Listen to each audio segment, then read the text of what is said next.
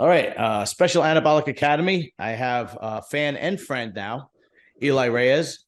Um, Eli, you've been a bodybuilder, and your old man was a bodybuilder too.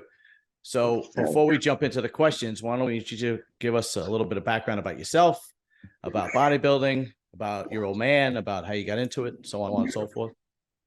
All right. My dad was a bodybuilder. He went to a gym called Olympia Fitness. Um, the guy who got him ready for bodybuilding shows, he, my dad died when I was 19. Mm. And since I was 13, my dad we would work out every day together. My dad would take me to shows since I was like 5, 6 years old. And the guy who got my dad ready for bodybuilding shows, Tony Jackson, he sold me the gym, Olympia Fitness Center in Chicago. Mm. We had Sergio Oliva Sr. Wow. Do a signing for us at the gym. We had Ralphie Lopez in the gym. He competed with Lee Haney, a great bodybuilder named Benny Cruz, um, Fearless Fernando Hernandez, a boxer. He trained out of my gym. King David Estrada. He fought Shellfish Mosley. Sure, I remember Andre him. Gordo, he worked out at my gym. I had my gym for about 3, 4 years, Uh-huh. and I closed down. It was in Chicago. Um, Me and my family, me and my wife and the kids, we ended up moving to Phoenix. And dude, I had the pleasure of working out at Fitness One Gym, where Big Ramy gets ready. Really? Dennis James trains his clients there. Um, Dennis James, Troy Alves, Yeah. Marcus Haley, they all go to that gym. Um, I was in Phoenix for a while, then I came here to Florida, and I got to work. I work out at Pack Animal Fitness here, where Derek Lunsford trains. Okay. Rachel Daniels, the African Lion, quite a few. Right. Brooke Walker trains there. So yeah, I got the pleasure of working out in some badass gyms, and That's I pretty own the cool, badass man. gym. You know, How come you had to get rid of the gym? What happened? the gym was in the hood. Oh, So it's yeah, like yeah. when you say you're from Chicago, some people say, "Oh, I'm from Chicago," but it'll be a suburb. No, I'm from Chicago, Chicago, Chicago. You know what Right, I right, mean? right, right. But Yeah. on the weekend, 100 people get shot. You know what I mean? Oh, yeah, So no. I just, Sad. I I I had a 3 or 4 year lease. I forgot what it was. I wanted to look for another location, and I actually had uh, coach that I'll remain nameless. He was gonna do something with me. He trained an Olympia champion in men's physique, but we ended up not doing it. I put everything in storage, but when I went to Phoenix, just for public storage, I was paying $700-800 a month. So I Yeah. just let it all go. All Yeah, right, all right. Well, you're doing better now, right? yeah, yeah. We're Florida doing seems good. to be the place where everybody's moving now. Yeah, but the thing is, because of COVID, everything's expensive here, man. Oh, they And take advantage of you. dude, everyone moved here, so dude, the rent is crazy high now. Dude, it's Okay. hard to find a job here. I drive trucks, and dude, I applied to work at a gym. Yeah, yeah. Dude, 80 people applied for the same position. Wow, really? 80 people. Yeah, yeah, yeah. Man. So we're actually gonna move back to Arizona in about 3 weeks. And you Yeah, got yeah. how many kids you got? Three, three. Oh, very nice, dude. Yeah, All yeah, right, yeah. very cool. All right, now I'm glad you're here. I only got four questions, but they're pretty in-depth questions. One of them Yeah, was obvious. So you watched the Cali Pro? yeah, yep. Yeah, I watched the Cali Pro too. So the first question is, Ross Flannigan deserved the win at the Cali Pro. Um, I do, but I wouldn't have been upset if they gave it to Burton. Yeah. You know, I do go either way. What do you think? I think Ross Flannigan is the men's open guy, Sister Nino. Okay, I see what you mean. His legs are amazing, Yeah, huge. that's right. His condition is awesome. His upper body he could add more muscle to his upper body, Yeah. but I feel like he did deserve the win. Yeah. Yeah. I think his conditioning has Tony Burton, especially from behind. When he turned, I mean, I don't remember the last time I saw somebody that conditioned from the back. I mean, everything, his low back, his calves, even though he didn't have great calves, it was still hard and conditioned, and see the muscle striations. I mean, his rear delts, his triceps, his biceps. I mean, his back is. I mean, his lower back was so impressive. But I thought they were going to give it to Tony Burton because Tony Burton has that wow factor with the round muscle and the tremendous leg sweep, and his conditioning was good enough. But I was not upset when they gave it to Ross, and neither was he. Did you see his reaction? He almost did a backflip. Yeah. But I feel like this is the best Ross Flannigan. This wasn't the best Tony Burton. Right. Yeah, I agree, and I think I was glad he won because he was under the radar. Nobody was talking about him. Everybody was talking about Tonio.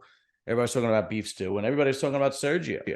You know, I gave Sergio a pass on because he's been through so much stress, and he was holding water from behind a little bit. His lower back wasn't in detail, but he's been through so much stress, and then that guy had died in the accident was in, and he had a 16-hour flight to get to the States. I think if he stays in the States and then he does a show, he'll do much better at the next one. And Stu, I don't know, Stu looked good. He's just got to work on a little bit of conditioning and work on his attitude. He's got to smile a little bit more. I feel like Stu should have placed higher. I do. I feel like Stu should have placed a little higher. Yeah. You think Stu should have placed ahead of Sergio? I would have to say, yeah. I could see that. I could see that argument because Stu has better, and he did have these round. He does have this round muscle. I could see that. I could totally see it. You know what's funny is like when Steve Weinberger judges a show, I literally could top 4 in it, right? When he's not judging, it's always a toss up. It's always like, should I give it to that guy? Should you know what I mean? I guess it depends on who's it too, but I wouldn't have been. But yeah, I didn't even think about it. I was thinking about the top 2, but I wouldn't have been upset if they Beef Stew third and Sergio fourth. I wouldn't have been upset at all, But yeah, you could have definitely flip flop those two. There's no question about it. All right, Sergio's from Chicago. That's right. Yeah, that's right. That's right. Yeah. I'm a huge fan of Sergio because he was one of the first elite bodybuilder I ever interviewed was Samson Dowda. He was right behind that during COVID. And then he came on another time, the beginning of this year. He was in Dubai. And so all those guys that like come on, those elite bodybuilders that come on that don't know me from a wall, and it's just like, let me give this guy a shot. He's asking me to interview. I have a lot of respect for him, a lot of respect for him. All right, so I'm going to give you the next one because it is a body one. Movements to build a huge back. What do you think? Hitting it from different angles, just hitting it from different angles, and I feel like a lot of people want to do heavy stuff, but they don't feel it in their back. You know what I mean? Like if you're going heavy and you feel it everywhere else, you're not hitting your back. Right. Dude, I would see Derek working out and he would not lift super heavy. I'm like, damn, I could lift that. Doesn't matter. But it doesn't matter. Yeah. Derek is contracting, and on the stage, you could see it. On the stage, back, he has the best back in bodybuilding. Yeah. yeah, mind action is definitely huge, especially with back because like you said, see it. So you have to be able to feel it. But I always stuck with old school movements with back, and I still think that should be the case. I mean, I see all these fancy new machines, but deadlifts, rack pulls, one arm rows, seated rows, a lat pull downs. Stick with the basics, and like you said, that mind muscle. And I was never a deadlifter. I was never a great deadlifter. I always felt it more when I did rack pulls. So I would always usually do rack pull deadlifts, and then sometimes I would do lifts with dumbbells.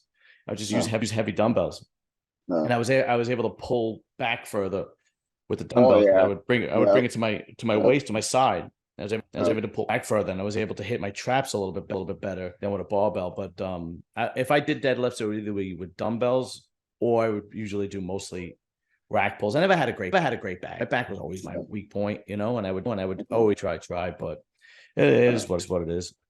All right, next one.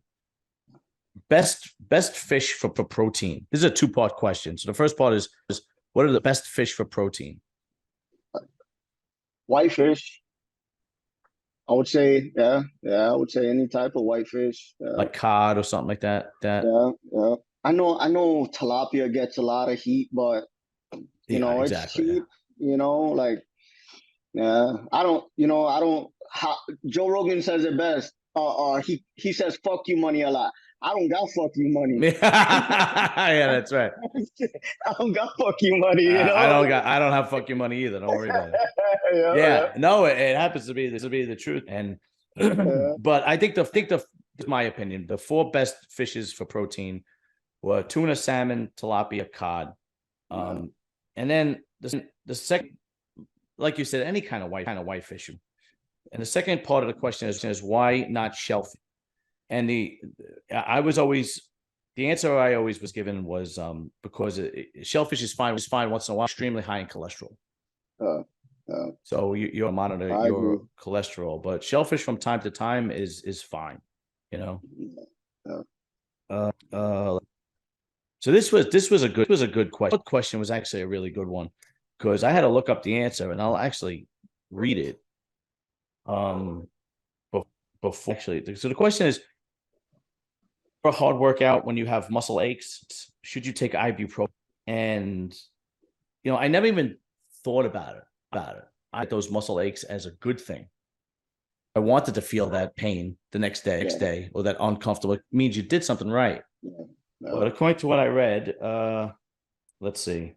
Taking ibuprofen prior to after a workout can impede the body's natural inflammatory recovery process by reducing the inflammation at the site of the tear. So you don't want to, right? Because it says when you work out, you have micro tears in your muscle, and without tears within the muscle, you wouldn't be able to get stronger.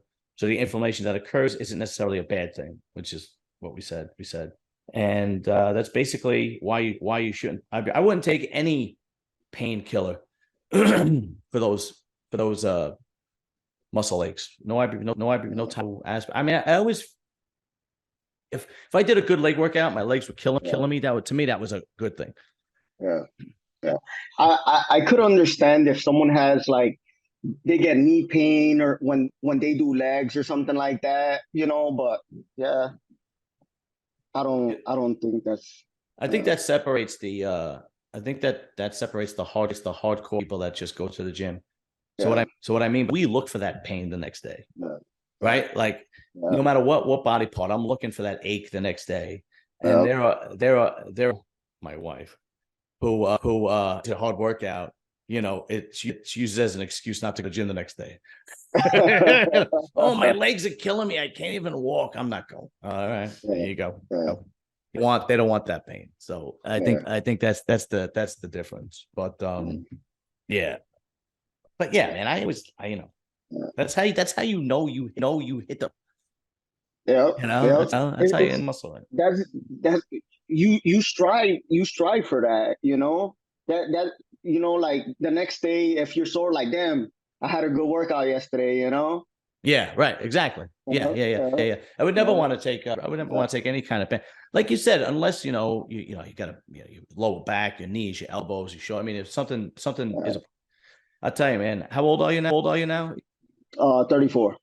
All right, so you're not there yet. I'm 47, and Oh, you yeah. don't look 47, man. Thanks a lot. That's what the gym does. I'm telling you, telling you. Yeah, yeah, And I yeah. had Vinny Galante on my show not long ago. He's become a friend, and when he's in his 50s and he's still killing it in the master circuit, and he was the one who told me, because I would complain to him like every time I go to the gym, my elbows hurt, my shoulders hurt, my lower back hurts, and he's like, well, that's because I do a lot more warm-ups, and that's the truth. Like before I even begin my workout, whether it's whatever body part, I do anywhere from like 4 to like 7 warm-up sets just to get the cramp and so forth. And it works wonders. But even at my age now, if I want to, like, I don't bench heavy anymore. I don't lift at all. I'll do like I said, I'll do like rack pulls or whatnot. I don't do heavy shoulder presses anymore, because it's after some time there's more damage than good. You know what I mean? It's like I'm not going to get any bigger, and this is it. It's basically just staying in shape. Of course, everybody loves to train heavy and so on and so forth, but after so much, you have injuries. I have three vertebrae that are fused together with titanium. They had to remove the discs, replace it with bone, and then fuse it with titanium. And after that was when I was like, all right. It was clearly because I was training heavy. I mean, it might be because I'm a blue collar guy, working physically every day. It might have been more so that. It might have been a little bit of that, but it was more so training heavy, right? And then after that, I was like, all right, what am I trying to prove? I'm over 40. Let's just shape and so on and so forth. So that's what I do when I go to the gym. If there's a day where I feel strong, I'll push the envelope a little bit. But if I feel aches and pains, I'm like, nah. I always try to do a pre-exhausting exercise. Like if I'm doing chest, I always do flies. Always. If I'm doing back, I always do some type of pullover movement. If I'm doing legs, I'll do leg extensions, leg curls before I squat. I Right. always try to pre-exhaust, like totally pre-exhaust. Yeah, no, that's definitely a good idea. There's no question. Eli, what is your give us your Instagram? I know, what is it, Rican Rhino, but how do you spell it? Rican, Rican, Rhino, Rhino. Okay, and that's IG. I'll make sure that that's in the description area so people can reach you. And because you do personal training, right? Yeah. Okay, yeah. Because once I saw your email, like, all right, cool. I've been personal training since 2007. Oh, okay, good. You want to give your email out too? Eli the trainer at gmail.com. Okay, so it's in there too. Eli the trainer at Gmail, so then people could just reach out. And obviously, if you're in Florida, and then you're going back to Arizona, you said, right? Yeah, we're going back to Arizona. Yeah. I had a friend of mine that was in the service, and he was stationed in Arizona, and he told me that they have drive-through alcohol, drive-through like liquor stores. Is that true? Yeah. Really? Yeah, That is true. You can just pull up and be too. Yeah, really, they have them really. too. Yeah. But wouldn't that fuse the idea of drinking and driving? Yeah. You know what I mean?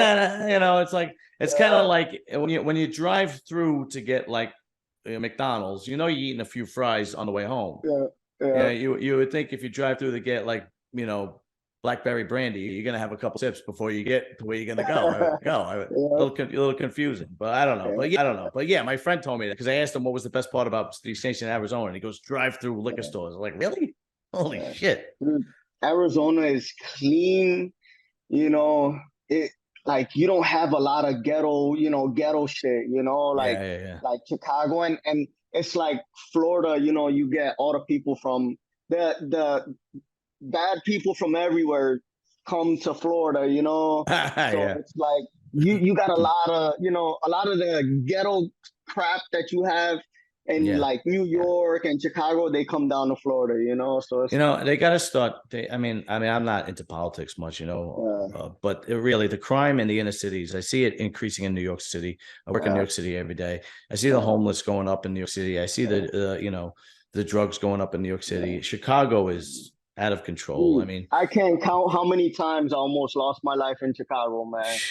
Dude, I got at least 3 times I got hit from behind in my car by gang members. I've gotten shot at, brake lines cut, dude, you name it, man. Yeah. So of course, people are gonna leave, man. I mean, with New York, you just couple that with high taxes and high real estate, like buying a home, buying or renting, and people just gonna go someplace else. And a lot of people are able to move from home, and a lot of big businesses don't need to be in New York City or Chicago anymore, so they leave. So I don't about politics, man, but I know they got to start cleaning it up. It's just getting worse and worse and worse. Yeah, you're gonna stay where you're at for now, yeah, because my job, I got to be in the tri-state area because I'm a sewer worker, so I got to stay in New York. When I retire, I don't know. We'll see what happens when I retire, because I got plans to retire. I have plans of possibly when I retire, but I don't, if my podcast blows up and it becomes my own brand, then it doesn't matter where I open it, right? But if kind of in the local bodybuilding circuit, people kind of know me in New Jersey and New York a little bit, mostly New Jersey. But so it would only make sense to open it there. But I got some time. I got how many years do I got before I retire? I got at least 10 years before I retire. So I got some time, and I mean, if the podcast does well, because I don't know if you noticed, I have the two other channels too. Yeah. And one is monetized. The other two is not monetized. This one's not monetized yet. So if they do well, then I might not have to. I might be able to just do this for my retirement. But who knows what platforms we have 10 years from now? Technology is changing so fast. God, who the hell knows where YouTube and podcasts are going to be 10 years from now? Although I think podcasting is going to be around to stay for a long time. I don't see it going anywhere. Like when regular radio went to XM and satellite radio, that was temporary. Now everything is podcasting. And YouTube channels and so on and so forth. I mean, I don't, when I sit down, if I'm driving into work every day, all I do is listen to podcasts. I don't even listen to the radio. Same way. Yeah, everybody. And then I've been driving semi since 2018. Mm-hmm. All I do in my semi truck is listen to podcasts. Right. Yeah. All I do. I used to have sound systems, 412s in the truck. Yeah. All I do is listen to podcasts, dude. Yeah. That's all I do. So, dude, sometimes I rewatch them probably 3-4 times, the same podcast, and I'll man, I didn't get that the first time. Okay. Yeah. Yeah. Oh, absolutely. And even when I say now, I'll go downstairs. Well, my wife and we'll shoot the shit and we'll watch TV. If I want to watch the news, I don't put on CNN anymore. I put on YouTube and I listen to a Ben Shapiro or Michaels or whatever to get the news. I don't listen to CNN anymore. It's a television and radio are dying mediums. Radio is already dead, and television is a dying medium. So I just hope. My hope is the independent, like the Valuetainments, the Vlad TVs, like the Joe Rogans, they don't get bought up by major companies like a C-SPAN or like a CNN, because then you're back to square one, right? Where all it's they're biased opinions. I don't like my news biased. I like watching and I think Joe Rogan paved the way. You listen to Joe Rogan, he really did pave. He showed that you if you're an independent owner, you don't, or independent operator, you don't have to bow to somebody to a TV station's what they need you to talk about. So you watch Fox and it's very right wing. You watch very left wing, but he could he goes you listen to somebody who's legitimately middle of the road and has opinions, and it makes sense. My favorite is Valuetainment. Yeah, Oh, I Yeah, love that guy. yeah, You know, and he's a huge bodybuilding fan too. He started out yeah, with Ronnie Coleman, Sean Ray, or who else did he have? yeah, yeah, Who was the other guy? Chad Nichols. He had on. You know. yeah, yeah. Well, uh, next week, Yeah. what do you think we're gonna get from Ian? I think it's going to be the same. What I mean by that is I'm not a huge Ian fan. Okay. I've said this a million times. Hear what I say. This is what I say about Ian all the time. Ian comes out and he doesn't have that wow factor. I mean, I've never saw him in person. I heard you see him in person, but you see how when Tony O'Burton came out in the Cali Pro and the New York Pro, you're like, God damn, that guy looks good, right? Or even Ross Flannigan. But then with Ian, once you just start going pose for pose, he's able to squeak past those guys when you hit pose for pose, because it's like his only real weak pose is the front double by. Yeah. Everything else, when he turns around and he does a real lat spread, it's like a barn door. It just opens up, right? When he does the side tricep, his waist disappears, just disappears. When he does a side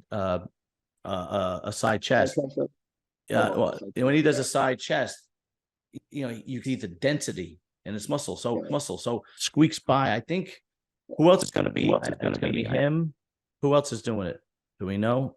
I know Joe Seaman's doing it, but if you don't, if we don't, Hassan Mustafa. Okay. If Hassan Mustafa comes in shape, like he's gonna have to become conditioned though. He's gonna have to come real conditioned. I met Hassan at the Dragon's Lair grand opening. Oh yeah. With Jose. Me and Jose, we worked out. Dude, I'm the biggest Jose Raymond fan. Dude, Jose is awesome. Dude, if I'm not mistaken, he was born in Chicago. His family is still, was still in Chicago. He's short as shit, just like me. Yeah. I'm 5'4". He gains weight real easy, man. Yeah. I've met him a couple of times, and I had him on the show a couple of times. He's a great he was a great bodybuilder. He's a great person, man. Yeah. Great interview. Yeah. It really is good. It kind of sucks, the situation with MD, because Jose's I love Jose. Jose's great. Yeah. Hassan Mustafa at the Dragon's Lair grand opening, he looked insane. Yeah. This guy in person, holy shit. I've heard. His biggest problem is he's got to come peeled to the bone because he's got to come peeled to the, and he did last year. I think he won. Was it last year or the year before? He won a couple of shows. If I'm not mistaken, he's with Chad now, Chad Nichols. Well, that's a good idea. I mean, Chad's good for it. I mean, there were some that it's just worth the money. They're elite trainers, like a Chad Nichols, like an Aceto, like a Milo. Hani. Right, exactly. These guys are worth the money that you pay them, because they know that. Yeah, I really wish that Ian. Nothing against Matt. Matt's a fucking great, amazing trainer. I wanted Ian to get with Hani so bad, because I feel like Hani, he's more a perfectionist. I feel like I feel like Ian, everything that we're talking about with Ian, I feel like Ian, his only problem is his posing. Besides his calves. Oh yeah, but they don't even look at calves. Dude, I feel like if Ian improves his posing dramatically, we would see we will probably see a new era Jay Cutler. If Ian improved his posing dramatically, and I feel like Hani would have made him, got his posing better, because look at Nick. Nick, he doesn't, when he hits his front double, why does he hit it two ways? I feel like because he doesn't know which way looks better. So he hits both. Right. Yeah. I feel like if Hani had Nick, he would figure out which one was best, and that's the only one Nick Walker would hit. Okay, that's it. Stage presence and posing means, man, because you learn how to hide your flaws and show your weakness and show your strengths. And it is a lot. And when you're up there, when you're up there, it doesn't look good. When you're up there breathing heavy, it doesn't look good. But you're right. Some guys are better posers than others, and I think you're right. I think if Ian works on his posing a little better, maybe that would help a little bit of the wow factor comes out. Especially Hani's with Sebum. That's right. Brother-in-law is working with the same person. Yeah, absolutely. Nice, but well, who is he? Who is he working with now? Who's Ian working with now? Matt. He's back with Matt. Okay. Yeah. Who did left Matt to go? He was with Patrick Tor. Oh, okay. Yeah. All right. Well, we'll see this weekend. Yeah. Listen. First of all, he's in Toronto, so he's in his own backyard, and he doesn't have too many drawbacks in his body. His back is tremendous. Like the only. Yeah, I can understand what you're saying about the posing, his transitions, but once he hits the actual pose, like I said, the only really weak pose I eat in him is his front double by. I don't know why either. I can't tell you. I'm not but you're right. If he somebody that knew posing better, maybe he would be able to convey that stage presence better. Who knows? We'll see. Yeah. What about Hunter? What do you think we're gonna get from Hunter soon? Huge Hunter fan as a person. I've had him on my channel. I think Hunter. This is just my personal opinion. I think Hunter is in. I think he's at the bottom of the top, if that makes sense. I think he's at the bottom of the. Nobody thinks this. I think this. When this generation is over of bodybuilding, we're going to be talking about we're going to be talking about how great this generation is. But talk about Hadi, and you talk about Derek, and you talk about Nick, and now you got guys like Samson, and you got guys like Tonio Burton, and you guys like Andrew Jacked. I don't know if Hunter could hold his own against guys. Those guys just have the it factor, and all of them have the it factor. They get on stage and they blow you away. With conditioning, shape, size. I mean, I don't know if Hunter could really. I could be wrong. I hope I am wrong. I hope he shows up at the next show and blow away, and I'm like, oh shit. What do you think of? I have mixed emotions. What do you think of him being with someone that doesn't have a lot of experience like Ben Chow as a coach? I wish I could tell you, man. I don't know. I asked him why when he was on why he went with Ben Chow, and he basically told me that they work well together. I have to see, I don't know. I don't have for that. He said that they work well together, and the combination works great. So that was what he told me. You would think at that stage. I mean, I know if I was at that level, I would want a Honey, a Chad, a Cito, the best to get me where it is. Because those guys have had top tier bodies for years and years, and they know the little changes and the little, Dave Palumbo describes Chris Cito the best, how he trains. Dave Palumbo describes Chris Cito as the old Italian grandmother who doesn't know the ingredients she puts in, but when she finishes, it's fancy. It works. Yep. It works, and I truly feel that a lot of the top tier bodybuilders like that just know how to do it. So I mean, he might be right where the two of them kind of mesh well together, or I might be right where when it gets to the point of being on that top stage, and you have a trainer that's never been before. Yeah. What do I do now? But I don't know. I don't have the answer. I don't know. And it's tough because bodybuilding, you only have this certain amount of time. Yeah. You know what I mean? If let's say you know, I hope I'm wrong. Okay, let's say if in the future, okay, Hunter switches coaches and gets with a high name coach, and we see a whole nother Hunter. Yeah.